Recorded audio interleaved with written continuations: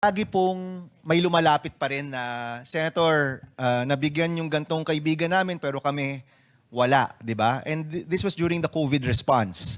No? Meron rin tayong pantawid pasada nung panahon ng COVID at nung umiikot kami nung nakaraang kampanya last year, yun yung sinasabi sa amin ng mga TODA. No? Hindi ho kami kasama sa listahan. So, pwede ho ba kayong magkomento? Yung pagkakumpleto ng mga listahan, kailangan po ba ng bagong gawain para mabuo ulit ang mas komprehensibong listahan po para sa ating mga transport workers? Good day po, distinguished committee and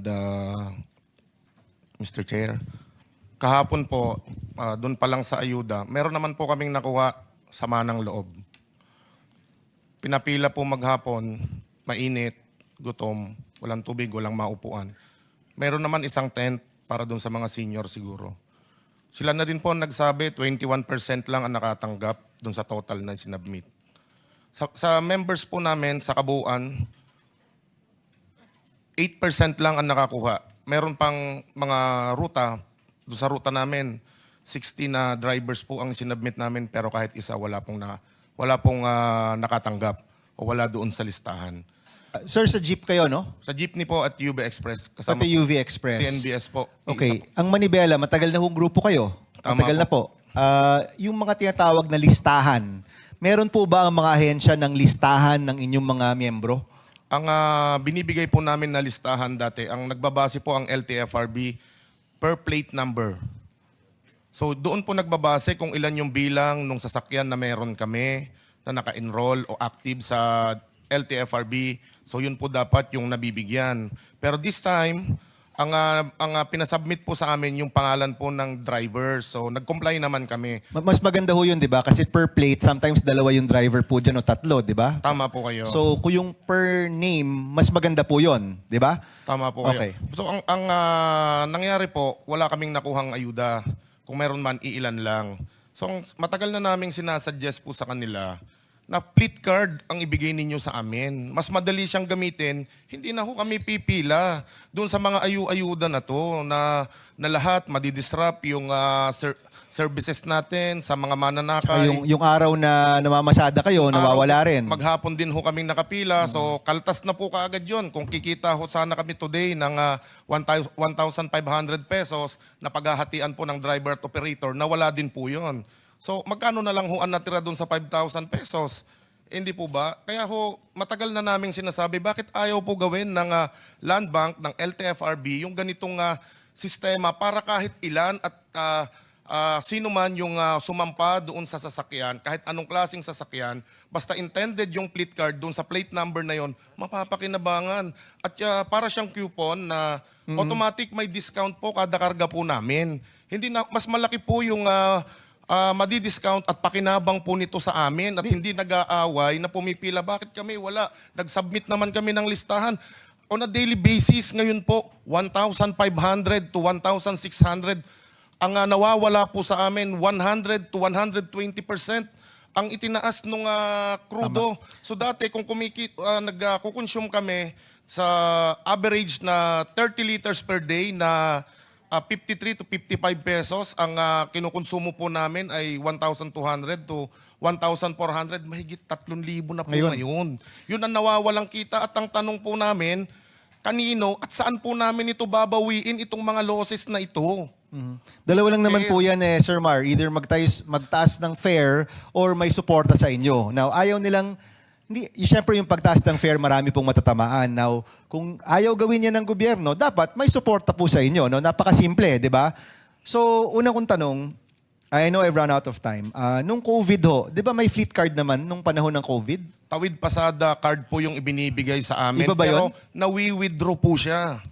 So dapat, kung operator ang nakakuha, hindi po mabibigyan yung driver. Tama rin naman po na driver yung binigyan nila ngayon. Pero yung implementation, hindi ko nakikita na efficient siya. Okay, kumbaga Sir Mar, ang sinasabi ninyo, pinapapila pa, Yung mga driver buong araw, sayang yung oras natin na magnegosyo, magtrabaho, ba't di na lang natin i-automate, no? Yan ang sinasabi po ninyo. Tama po kayo. Yung sistema pong ginagamit nila ngayon, wala po kaming pinagkaiba doon sa nanlilimos na kailangan ibaba muna yung bintana bago kami bigyan ng limos. Ganun po ang nangyayari sa amin. Ganun kabigat.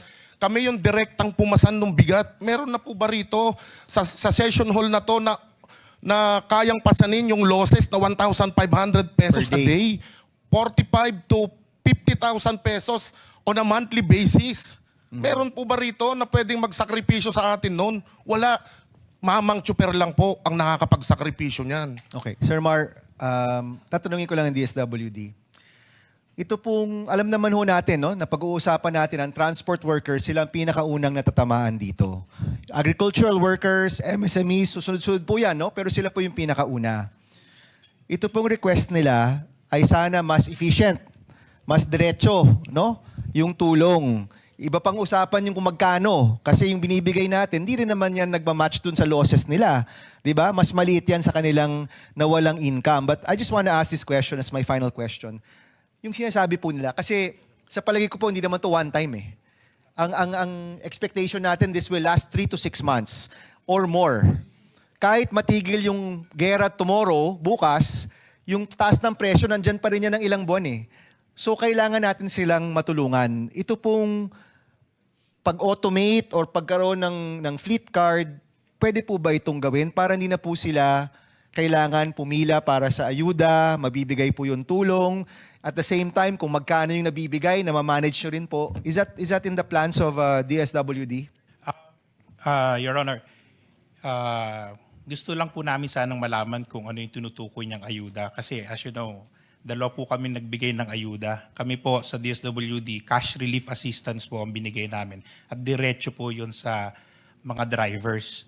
Cash or cash. diretso sa GCash? Or Cash po. Cash talaga, okay. At base naman po sa mga news reports, napakabilis. Sobrang bilis nga po kasi pupunta ka doon kung ikaw ay na-vet na yung listahan mo. Hindi po dapat pumupunta yung wala sa listahan. Okay? So, kaya po dapat malinaw. Sa amin po, hindi po totoo yung 21% na accomplishment. So sa amin po, pag malinis yung listahan, dumating yung mga kasama natin driver, babayaran po sila. At yan naman po ay matter of judicial notice. Sige, papaklaro natin kay Mar, no? Ito po bang release ng pondo ay mula sa DSWD, DOTR, LGU? Sino po ba yung nagbigay po ng tulong po sa inyo? Mr. Chair, nakakatawa po. No? Magkatabi pa po sila eh. Ang DOTR at ang DSWD, hindi po ba sila nag-uusap kung yung ibibigay po sa amin, kung saan po ba ito galing? Hiningan po kami ng listahan ng LTFRB. Isinabmit po namin yung mga master list po namin. Yung pala, ibibigay din po pala sa LGU. Doble ang ginawa po nilang pahirap sa amin. Kailangan namin ng ORCR, pipicturean kami, kasama yung jeepney namin, hawak namin yung driver's license, kasama yung prangkisa, kasama pa po kung saan presinto kami bumoboto. Mr. Chair, totoo po yan at may mga ebidensya po kami. Kung saan po kukunin, hindi po dapat kami yung tinatanong. Hindi po ba? Kayo yung nakakaalam kasi kayo yung magbibigay. Tama po Okay, ba? Mr. Valbuena, but gusto ko lang kasing matukoy ito, no? Of course, alam natin magkaiba rin yung pondo nila eh. And kami yung pumupondo po dyan. Kaya gusto namin malaman kung anong pondo yung nagamit ng maayos. So, yung nangyari pong ayuda o payout, sino po yung namimigay? LGU ba? DSWD ba? Sino po mismo yung nagbibigay sa inyo? Para lang klaro sa amin. Ang namigay po kahapon, ang kasama ng LGU, ang DSWD. Pero una po kaming pinag-submit ng listahan sa LTFRB. Okay. So, ito yung sinasabi namin na kailangan yung response ng gobyerno, iisa lang talaga. No? This is a common theme from Tuesday na alam ko may kanya-kanya kayong mga responsibilidad, pondo at lahat, but we need to have a consolidated approach here. No? Posibleng nagdodoble yung tulong o posibleng akala natin nasa kabilang listahan, yun pala wala sa listahan. We need to have a consolidated approach here. No? So, Mr. Chairman, baka maganda po yung komite, pwedeng i-meet on the side yung mga agencies at yung transport workers natin, maklarify natin yung expectation nila kung ano yung makukuha, magkano yung makukuha, ano yung proseso para malagay sa listahan, ano yung proseso sa pagtanggap ng pera. Kasi kahit yung pagtanggap ng pera, posibleng nakakaantala dun sa pang-araw-araw na pamamasada po nila. So, Mr. Chairman, can the committee convene this on the side? Ang balak po talaga namin magkaroon ng mga technical working groups bawat sector, no? Kasi iba-iba yung pangangailangan, we'll get more details. Pero just to comment on that, kaya kailangan ng isang cohesive national contingency plan dahil nagbibigay yung DSWD ng ayuda, nagbibigay si DOTR, LTFRB ng pantawid pasada, pero parehong tulong yun. No? At kung tatanungin, pinaka-effective pa rin ay yung fuel subsidy na diretso sa card. Kasi gagamitin ng tao yan sa pangkarga ng fuel, hindi gagamitin yan sa ibang bagay.